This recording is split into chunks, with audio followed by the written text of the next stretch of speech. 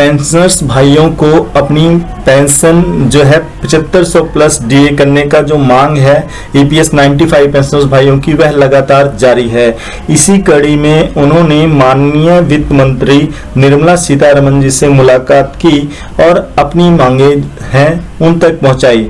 तो आप यह देख सकते हैं कि यह पत्र उन्होंने लिखा है, जिसमें कि उन्होंने कहा है कि हम सेवानिवृत्त कर्मचारी तथा दक्षिण जोन के संयुक्त कार्रवाई समिति के सदस्य इस ज्ञापन के माध्यम से आपका ध्यान आकर्षित करना चाहते हैं, जिसमें हम अपने लंबे समय से लंबित पेंशन मुद्दे तथा जीवन के अंतिम चरण में राष्ट्र के वृद्ध वरिष्ठ नागरिकों की दयनीय स्थिति की ओर ध्यान आकर्षित कराना चाहते हैं। और उन्होंने फिर अगली लाइन में कहा कि आप निश्चित रूप से उस ज्वलंत मुद्दे से अवगत होंगे जो हमारे देश में व्याप्त है, ईपीएस 95 योजना के अनुसार लंबित पेंशन से संबंधित।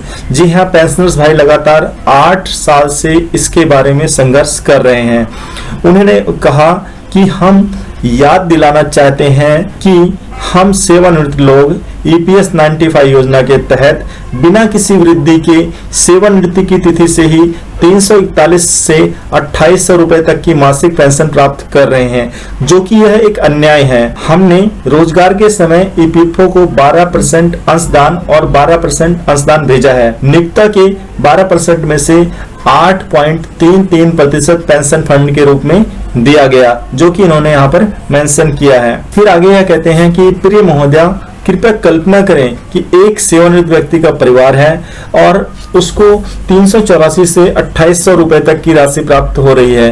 तो यह कहाँ का न्याय है? इस राशि में कोई कैसे जीवित रह सकता है, जबकि दवाइयाँ, भोजन तथा अन्य मदों की लागत हर सेकंड बढ़ रही है। फिर अगले पैरे में कहते हैं कि इसके अलावा कृपया ध्यान दें कि ईपीएस 95 योजना के अंतर्गत लगभग 65 लाख पेंशन भोगी आते हैं, जिनमें से 15 लाख पेंशन भोगियों की मृत्यु इन 10 वर्षों की अवधि के दौरान हो गई। यहाँ पर यह दोहराने की आवश्यकता नहीं है कि सर्वोच्च न्यायालय ने 4/10/2016 को एक अनुकूल फैसला दिया और उसी के आधार पर भारत सरकार ने 16/3/2017 को आदेश जारी किए, जिसे ईपीएफओ ने अपने परिपत्र दिनांक 23/3/2017 के माध्यम से स्वीकार कर लिया, जिसमें इस तथ्य को दर्शाया गया कि सभी ईपीएफ 95 सदस्य वास्तविक वेतन पर बढ़ी हुई पेंशन के लिए पात्र हैं।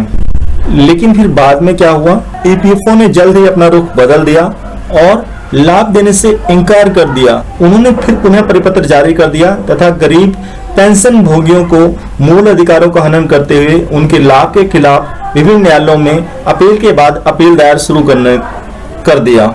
हम महोदय को इस तथ्य से प्रभावित करना चाहते हैं कि ईपीएफओ कानूनी खर्चों पर करोड़ों रुपए खर्च कर लेता है, पर पेंशनर्स के लड़ने के लिए उसके पास पैसे हैं और वह दस्तावेज में हेराफेरी कर रहा है, तथ्यों से छेड़छाड़ कर रहा है, अपनी कल्पनाओं के अनुरूप सभी सिद्धांतों को दबा रहा है तथा वास्तविक वेतन पर बढ़ी हुई पेंशन की पूरी प्रक्रिया को गुमराह कर रहा है। तो दोस्तों, यह जो शब्द है यह इस पत्र में कहा गया है, आप देख सकते हैं। हम वरिष्ठ नागरिक वास्तव में गरीब ईपीएफ 95 पेंशन भोगियों को, उनके परिवार और मित्रों, सभी आश्रितों के हितों की रक्षा के लिए माननीय प्रधानमंत्री हस्तक्षेप की अपेक्षा करते हैं। तो दोस्तों, साथ ही आगे कहते हैं कि इसके अलावा हम यह भी बताना चाहते हैं कि 20% पेंशन भोगियों ने विभिन्न न्यायालयों में वर्क परमिट दायर किया है और शेष पूरे भारत में आंदोलन के माध्यम से विरोध और प्रदर्शन कर रहे हैं। आगे फिर कहते हैं कि अगली लाइन में कि जितने भी 216 उच्च न्यायालय के मामले के फैसलों में जो फैसला पेंशन भोगियों के पक्ष में आया है और ईपीएफओ के पक्ष में कोई भी नहीं, इसके अलावा ईपीएफओ द्वारा दायर 11 एसएलपी को सर्वोच्च न्यायालय ने खारिज कर दिया। माननीय सर्वोच्च न्यायालय की सलाह के अनुसार न्यायाधीशों द्वारा मामले को कानून और योग्यता के अनुसार फैसला सुनाया गया। इस संबंध में 4/11/2022 को नवीनतम निर्णय भी पेंशन भोगियों के पक्ष में है, लेकिन ईपीएफओ से कानून के विरुद्ध और सर्वोच्च न्यायालय के निर्णयों के विरुद्ध गलत व्याख्या की है। दूसरी ओर न्यूनतम पेंशन का मुद्दा अभी भी भारत सरकार के विचाराधीन है। भले ही भारत सरकार द्वारा गठित कई समितियों की रिपोर्ट विभिन्न चरणों में आ चुकी है, यह ध्यान देने योग्य है कि श्री कोश्यारी समिति ने अन्य समितियों में से एक न्यूनतम देय पेंशन को 3000 रुपए डीए के साथ निर्धारित किया था और जो पेंशन भोगी है अब इसे 7500 रुपए प्लस डीए की मांग कर रहे हैं। संसद द्वारा गठित उच्चाधिकार प्राप्त निगरानी समिति ने भी अपनी सिफारिशें प्रस्तुत कर दी हैं, लेकिन सरकार द्वारा अभी तक उनका क्रियान्वयन नहीं किया गया है।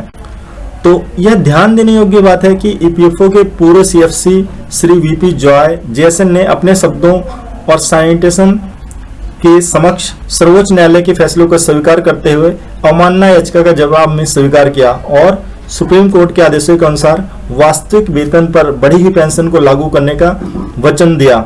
ऐसे आश्वासनों के बावजूद ईपीएफ ने पीछे हटते हुए राष्ट्र के वरिष्ठ नागरिकों को लाभ देने से इनकार कर दिया गया है। तो दोस्तों, पेंशन भोगी भाई जितने भी हैं सभी अपनी मांगों को, जो 7500 प्लस डीए की मिनिमम मांग है उसे पूरा कराना चाहते हैं, और जो कोश्यारी समिति ने जो 3000 प्लस डीए की मांग दी थी वह उसको अब 7500 रुपए के रूप में मांग कर रहे हैं, 7500 प्लस डीए।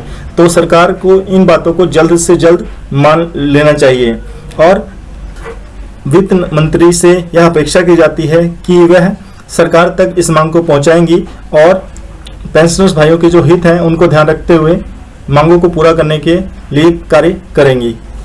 दोस्तों, आज का अपडेट आपको कैसा लगा प्लीज वीडियो को में बताइएगा और वीडियो को लाइक शेयर सब्सक्राइब कीजिएगा। फिर मिलेंगे दोस्तों अगले वीडियो में। नमस्कार।